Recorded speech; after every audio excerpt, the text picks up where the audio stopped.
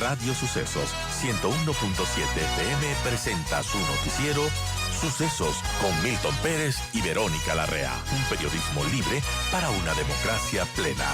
Los hechos y las opiniones de los sucesos que marcan nuestro tiempo.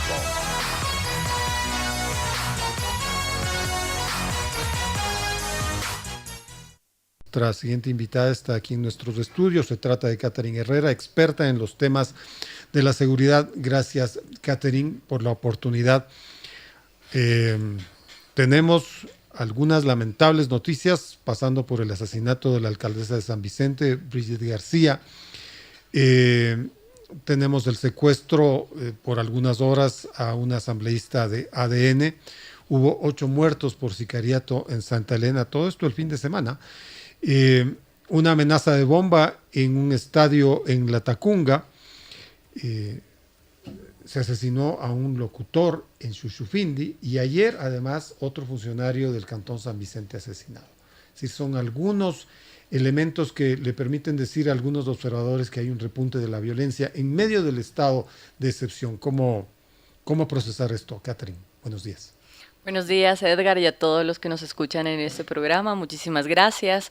Bueno, tiene una razón de ser todo esto. Cuando iniciamos políticas públicas, sobre todo acciones inmediatas, urgentes, a corto plazo, como es la declaración de un conflicto armado interno que no venga acompañado de políticas públicas integrales que ayude al control y el mantenimiento de esas operaciones que está haciendo Fuerzas Armadas y Policía Nacional, obviamente es posible que esta criminalidad y esta ola de violencia aumente. Lo único que ha funcionado es que se mantenga como en una pseudo calma, pero que estaba en un repliegue, ¿no? Estaba en un repliegue, pero que sobre todo sea una bomba de tiempo para que nuevamente toda esa violencia y criminalidad que estaba hasta las primeras semanas del mes de enero, pues nuevamente se retome. El problema aquí radica es que cuando se tomó esta decisión, pasamos en un antes y un después. Quisiera explicarlo de esta forma. Hasta la segunda semana del mes de enero, inicios del 2024, no conocíamos en qué consistía el Plan Fénix. Había muchas dudas de cuáles son las aplicaciones, dónde se va a aplicar, existe o no existe, o más consistía en un plan comunicacional estratégico que salió en la segunda vuelta de este actual gobierno, y posteriormente viene una consulta popular, un primer intento de consulta popular con unas preguntas que estaban bastante vacías, que no eran necesarias y que tranquilamente se podría suplir pues tramitándolos o enviándolas a la Asamblea Nacional o por decreto ejecutivo, simplemente por una resolución ministerial. Hay este detonante, pasa nuevos hechos que le toma al gobierno, claro, hacer cosas distintas y que pasa la historia del Estado ecuatoriano. Primero, declarar un estado de excepción que ahora ya no se enfoca a nivel de provincia, sino a nivel nacional. Y algo fundamental e importante es que se declara por primera vez el conflicto armado no interno, que está dentro del derecho internacional. Claro, esto es lo inédito, ¿no? Lo inédito que lo vimos como algo positivo. Porque los estados de excepción abundaron en el pasado gobierno. Casi 22 estados de excepción, sí, que no dieron un funcionamiento y claro, nosotros mencionábamos los especialistas en este tema que lo distinto es que se lo hace a nivel nacional, que hay una nueva medida que demostraba que no era falta de leyes normativas, sino también un poco de voluntad política, pero lo que sí teníamos una duda y lamentablemente el tiempo dio la razón fue que esta declaratoria de conflicto armado no interno no vino acompañado de una política de contención, de mantenimiento y sobre todo una política durante y post-conflicto. Es decir, para los temas de seguridad no únicamente basa cuántos operativos o cuánta presencia militar se tenga, sino entender que la seguridad ciudadana es muy distinta a entenderlo como el enemigo directo. Por eso uno de los errores fue declararlos como a estos grupos de delincuencia organizada como grupos beligerantes, porque ahí le estábamos dando la opción de que al Estado ecuatoriano en cualquier momento le puede declarar la guerra y no entendimos la dinámica del problema, es decir, cuántos recursos realmente tienen estas estructuras criminales. Lo único que hicieron es que los operativos donde se concentraron en estas zonas únicamente migren a otros cantones, los operadores, me refiero a mando medio o grandes líderes, que no se encuentren dentro de estas zonas consideradas como peligrosas y que estén más bien aquellas personas que forman parte de la base de estas estructuras militares o a quien le tiene que la correspondido pues cuidar hasta que nuevamente se retome el control. Entonces, o sea, retrotraerse, recular, ver en otros sitios donde organizarse y quizá ahora sí actuar con otros planes. Son muchos los factores. Primero, que al momento que hace Policía Nacional y Fuerzas Armadas estos operativos de intervención para mantener esta limpieza dentro de estas zonas consideradas peligrosas, debía existir la presencia de otros sectores. Es decir, qué pasó con salud, qué pasó con la infraestructura, qué pasó con el Ministerio de Trabajo, inversión dentro de estos lugares. ¿Por qué? Primero, para que la ciudadanía apueste nuevamente por el Estado ecuatoriano.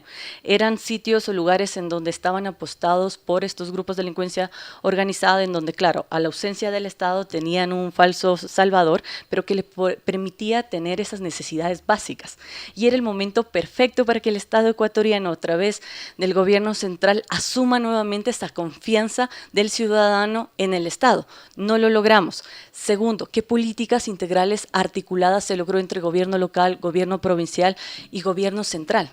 Nos basamos mucho en el tema securitista y las lecciones nos dejaron los dos predecesores que estuvieron a cargo de este país, en donde la parte securitista y punitiva a veces no es el resultado, sino que se toca trabajar de otra forma.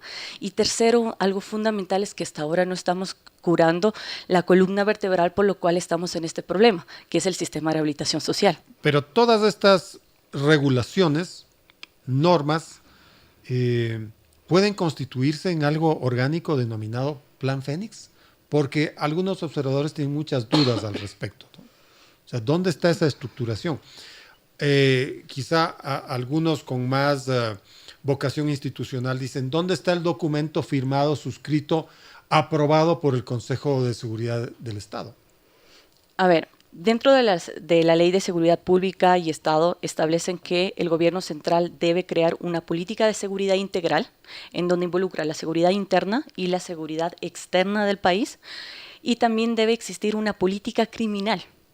Si es que no tenemos estos dos ejes de trabajo, estos dos planes, es muy poco probable que un gobierno sepa cuál es la línea o la hoja de ruta que se va a cumplir. No es necesario que nos presente en su totalidad en qué consiste el Plan Fénix, porque obviamente por temas de seguridad no se le puede poner al tanto a estas estructuras criminales, pero sí nos pueden indicar por lo menos cuáles van a ser los ejes de trabajo, cuáles son las metas a conseguir, cuáles son los indicadores. Y aquí en seguridad es algo muy valioso de que se tiene que manejar con la data. La data es fundamental. Cuántos índices de violencia se ha podido disminuir, cuántas muertes violentas, etcétera, claro, y sobre todo cuál va a haber un plan de contingencia. ¿No? Tenemos que hacerlo eso, y sobre todo cuál va a ser el rol de los diferentes actores. Por eso mencionamos que hemos visto más bien que todas acciones que se vaya realizando durante este conflicto armado interno se ha considerado como parte del Plan Fénix, más no que sea acciones que han salido del Plan Fénix, por lo cual sí es el momento en donde el Estado ecuatoriano, a través de la máxima autoridad y las entidades competentes, realicen y crean un Plan Fénix en donde primero se apunta el tema de inteligencia operativa y inteligencia estratégica, que exista una oxigenización dentro del sistema de rehabilitación social, y tercero, que existan mecanismos complementarios para la actuación de la Policía Nacional. ¿Qué quiero decir con esto? No siempre va a poder estar las Fuerzas Armadas. Quien se va a quedar con esto va a ser la Policía Nacional, pero la Policía Nacional no puede actuar solo. Una vez que realiza la intervención, tiene que haber diferentes políticas que, de acuerdo a programas, competencias, planes ya existentes que tienen las diferentes carteras de Estado, pueden hacer presencia dentro de estos territorios. En otros términos, tiene que apuntar a recuperar nuevamente estos territorios, y los territorios que aún no son considerados peligrosos, pues prevenir que caigan dentro de esta ola de violencia. Bueno, con respecto a la presencia militar, en algún momento la Procuraduría del Estado hablaba de que no es necesario, pues, precisamente la emisión de este decreto 111 que permitió que ellos estén en las calles, ¿no? Por otra parte, el 21 de abril se va a aprobar una pregunta que les permite a los militares estar en las calles, estar en los poblados, estar en las ciudades. Es decir, como que se nos viene una nueva normativa en ese sentido, unas Fuerzas Armadas no policíacas, pero mucho más cercanas a ese tipo de tareas. Lo voy a resumir de esta forma. Casi estamos teniendo 3 meses de conflicto armado no interno. Claro. ¿Cuántos operativos o cuánta presencia militar hemos tenido en la calle? Hay como 120,000. ¿Cuánta presencia? De estos operativos y esta presencia militar, ¿okay? La mayoría de las autoridades Fuerzas Armadas nos ha indicado no podemos estar en todos los puntos, debemos estar en los puntos más peligrosos. Y por eso fueron a las cárceles, ¿no? Efectivamente. Sin embargo, cuando ya se le da una competencia específica a las Fuerzas Armadas, primero lo que implica un cambio de rol dentro de sus funciones, lo cual para mí sí me preocupa. ¿Por qué? Porque no podemos dejar de lado o descuidando las principales funciones que tiene la Fuerza Armada. La seguridad externa. La seguridad externa. Y por eso firmamos un convenio y ratificamos la cooperación con Estados Unidos, tanto para operaciones transnacionales marítimas, aéreas, fuerza tarea conjunta, etcétera, porque no podemos descuidar eso, nuestra frontera, no podemos descuidar nuestra soberanía, todo lo que implica la seguridad nacional. Segundo, aplicamos estas nuevas funciones, ¿cuál va a ser el grado de competencia? Porque es muy distinto atacar al enemigo, que prevenir, que abordar, que entregar a la justicia a estos operadores del crimen organizado. Hasta ahora vale la pregunta realizarle, ¿cuántas de estas personas que están siendo detenidas están por características terroristas? ¿Y cuántas de estas están por delincuencia organizada? No pasan de 300 los primeros. Exacto. Entonces, ¿qué nos quiere decir esto? Que el famoso objetivo militar no está al 100% aplicado dentro del CANI y que, claro, si nosotros cambiamos estos roles, va a ser algo muy positivo, sí va a ser positivo, pero va a implicar recursos, va a implicar logística, va a implicar que también nuevamente las entidades de fuerza pública exista una pugna entre Policía Nacional, Fuerzas Armadas y obviamente no podemos descuidar a la Policía Nacional. Y ojo, tranquilamente esto no podríamos hacerlo, no es necesario hacer una consulta popular para esto, cuando tranquilamente podemos reformar a través de la Comisión de Soberanía, Seguridad o incluso reforma a través de una comisión constituyente, el rol que tengan las Fuerzas Armadas. De hecho, en anteriores periodos ya se lo realizó. El alcance aquí es hasta dónde queremos que llegue Fuerzas Armadas, si es que Fuerzas Armadas va a tener la competencia. Y tercero, no estamos hablando de suprimir las actividades de la Policía Nacional, porque lo ha dicho Naciones Unidas, lo ha dicho la OEA, lo ha dicho diferentes organismos internacionales, en que la clave no está en reforzar a las Fuerzas Armadas en la parte de la seguridad interna, sino reforzar, oxigenar y sobre todo trabajar en una hoja de ruta a los operadores de la justicia y de la Policía Nacional.